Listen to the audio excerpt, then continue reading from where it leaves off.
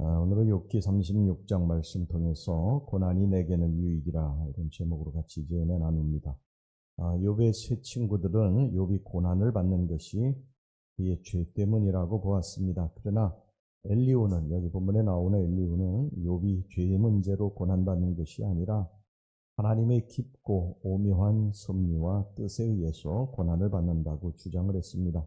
그래서 엘리후는 본문에서 하나님의 절대 주권과 이 통치권을 반복해서 강조함으로써 하나님의 통치에 절대 복종하는 것이 연약하고 유한한 인간의 올바른 자세고 도리임을 강조했습니다. 그리고 계속해서 하나님은 절대 의로우시기 때문에 고난도 결과적으로는 유익이 된다.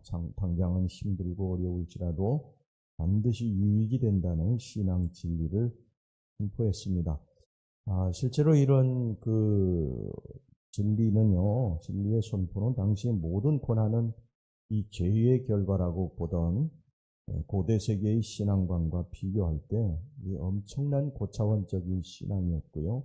또 거의 혁명적인 신앙이라고 볼 수 있어요. 왜냐하면 이런 신앙의 진리는 그 이후에 한 1000여 년 후에 시편 기자에 의해서 볼 수 있는 수준의 진리였기 때문입니다. 시편 기자는 시편 119편 71절에서 고난이 내게는 유익이라 이런 말을 했는데, 이런 시편 기자의 고백이 이미 1000여 년 전인 엘리후의 입에서 오늘 본문을 통해 흘러나오고 있었던 것입니다. 성도에게 있어서 이 고난의 문제는 굉장히 심각한 문제이기도 하고 또 어려운 난제이기도 합니다. 어째서 주의 백성에게, 하나님을 잘 믿는 백성에게 고난이 오는 것일까? 우리가 일평생 인생을 살다 보면 정말 뜻하지 않은 고난들, 누구든지 다 원하지 않는 그런 고난들이, 크고 작은 그런 고난들이 우리들에게 닥치게 되는데요. 왜 이런 고난이 우리에게 닥치는 것일까? 우리 하나님 잘 믿는 백성에게 왜 이런 고난이 올까?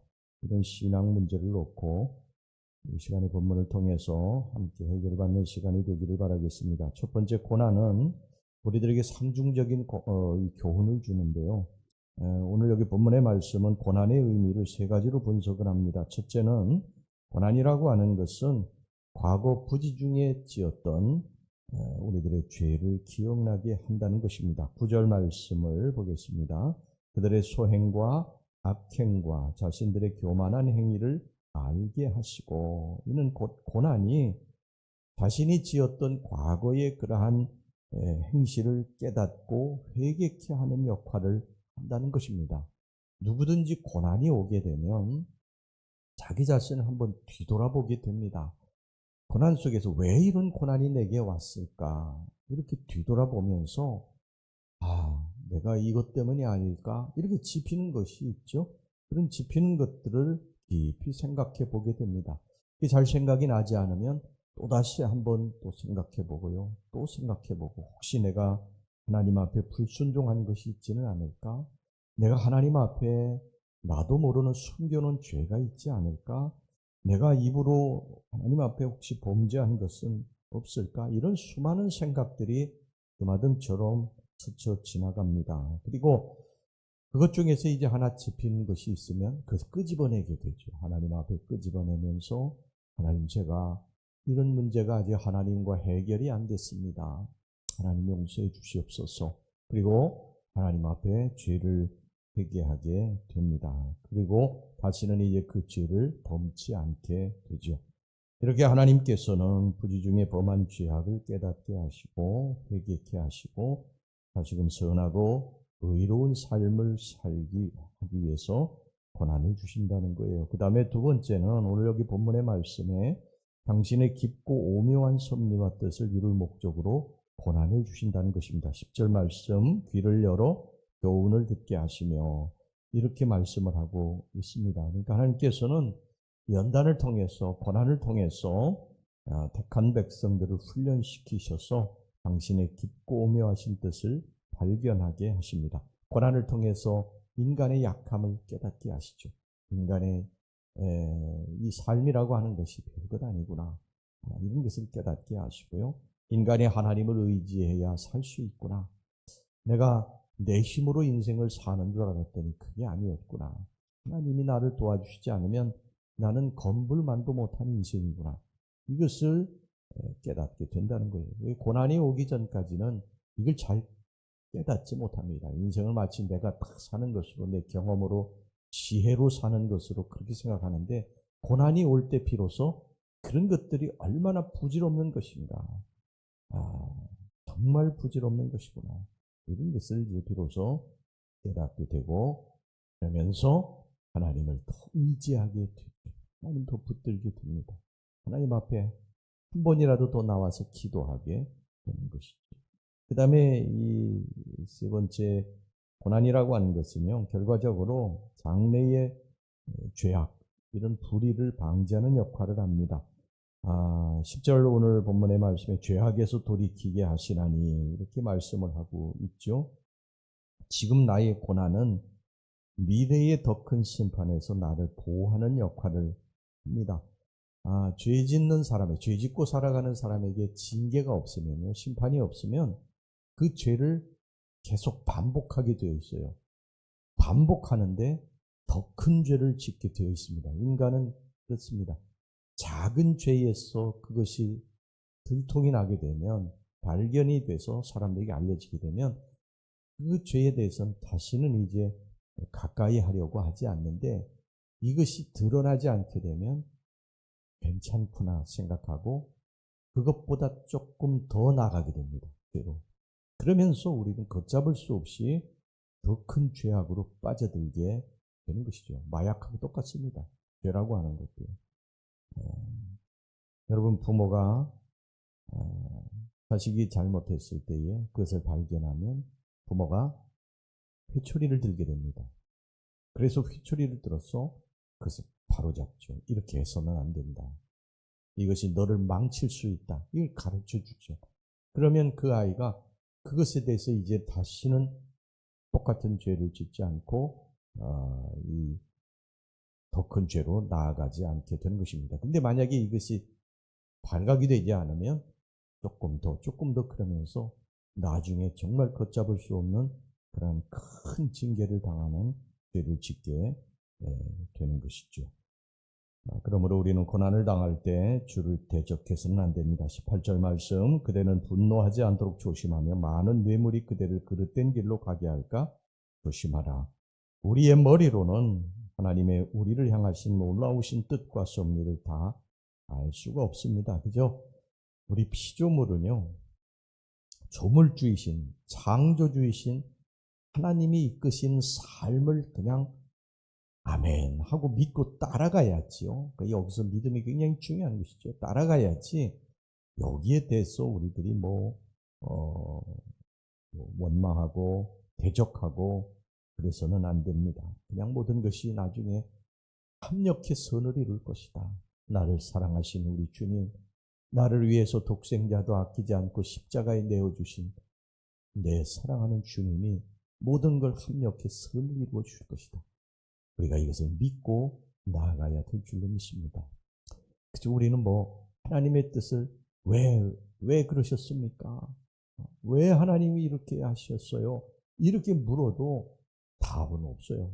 거기에 정확한 답을 들려주시지는 못합니다. 성경은 그렇게 정확하게 이게 1+1은 1이다 하고 이렇게 답을 주시지 않아요. 그냥 우리는 하나님을 여기서 믿는 거예요. 하나님 믿는 것입니다. 여러분, 성경 말씀이 다 그런 거 아닙니까? 성경 말씀에 하나님 말씀하신 것을 우리가 믿지 못하면요, 한 발자국도 나갈 수가 없는 거예요. 하나님이 이 세상을 창조하셨다고 하는 그 창조의 이 모든 그 결과물, 순서, 이런 것들을 우리가 믿고 나아가지 않으면 어떻게 여러분 이 성경을 다 우리가 믿을 수 있겠습니까? 그러니까 하나님의 뜻과 섭리가 계시다. 그리고 믿고 이게 하나님의 사랑의 표현이다. 우리가 하나님의 자녀이기 때문에 내가 잘못할 때 때때로 회초리도 드신다. 이렇게 믿고 나아가시기를 주의 이름으로 축원합니다. 하나님의 자식이니까 매를 드는 거예요. 여러분, 우리가 다른 자식들이 잘못한다고 해서 지나가다가 회초리를 들고 매를 치는 그런 사람은 없지 않습니까? 자기 자식이니까 회초리를 드는 거예요. 잘못하니까. 그냥 다른 자식이 그렇게 하면 몇 마디 하다가 말 안 들으면 그냥 가잖아요. 근데 우린 자식이니까 회초리를 들 수밖에 없어요. 왜? 잘못될 수 있으니까. 잘못될 수 있으니까. 우리가 항상 옳은 길로만 가지가 않지 않습니까? 하나님 보실 때에 우리가 그릇된 길로 가고 하나님과 멀리 떨어져서 그렇게 살 때도 있잖아요. 그럴 때 하나님 우리를 바로잡으신 방법이 때로 회초리입니다. 때로 매예요. 그래서 고난이 올 때 아프지요. 아프지 않습니까? 애도 매를 맞으면 울지 않아요. 근데 그걸 아십니까? 회초리를 대는 부모 마음은 더 아픈 거예요. 그래서 예레미야서에 보면 하나님이 당신 택한 백성들에게 어쩔 수 없이 회초리를 대시고서 엉엉 우시잖아요. 하나님이. 그러니까 하나님의 마음, 우리 주님의 마음을 여러분 기억하시기 바랍니다. 히브리서 12장 8절에 보면 징계는 다 받는 것이거늘 너희에게 없으면 사생자요 친아들이 아니니라. 그래서 우리는 고난이 올 때 원망하고 불평하지 말고요. 하나님이 내게 무슨 뜻이 계셔서 고난을 주시는구나 이렇게 아시고 이 고난에 여러분들의 이 날개를 잘 이렇게 펴시기를 바랍니다. 그러면 반드시 고난이 우리들에게 남기는 것이 있어요. 우리들을 선한 길로, 복된 길로, 좋은 길로 하나님 보실 때 아름다운 성품으로 이끌어 가실 줄로 믿습니다. 히브리서 12장 11절에 무릇 징계가 당시에는 즐거워 보이지 않고 슬퍼 보이나 그의 그로 말미암아 연단받은 자들은 의와 평강의 열매를 맺느니라. 고난을 당하고 계시는 여러분 중에 지금 고난을 당하고 어렵고 힘든 그런 삶의 여정을 걸어가는 분도 계실 텐데요. 그래도 우리가 거기서 감사합시다. 할렐루야. 그냥 하나님 앞에 우리 하나님 뜻은 다 알지 못하지만 그래도 하나님 앞에 감사하고 우리가 믿음으로 하나님 붙들고 계속 살면 반드시 하나님의 새로운 뜻과 섭리가 나타나게 될 줄로 믿습니다. 성도에게 있어서 고난은 절대 형벌이 아니에요. 그래서 누가 그런 말을 했지 않습니까? 주의 자녀에게 이 고난이라고 하는 것은 변장하고 오는 축복이다. 그 속에 축복이 있다는 거예요. 이것을 우리가 믿으시고 잘 견디셔서 우리가 정말 영적으로도요, 신앙의 이 품격이 정말 향기가 나는 그런 사람, 그리고 우리의 삶도 합력해서 욥의 이제 마지막은 회복입니다. 회복. 놀라운 회복. 그의 신앙의 인격도 또 그의 삶도 완전히 다 회복이 되죠. 우리는 이것을 믿습니다. 믿고 계속 신앙의 행진을 계속 합시다. 할렐루야. 네, 기도합시다. 하나님 아버지, 사랑하는 우리 성도들이 지금 고난을 겪고 아프고 힘이 듭니다.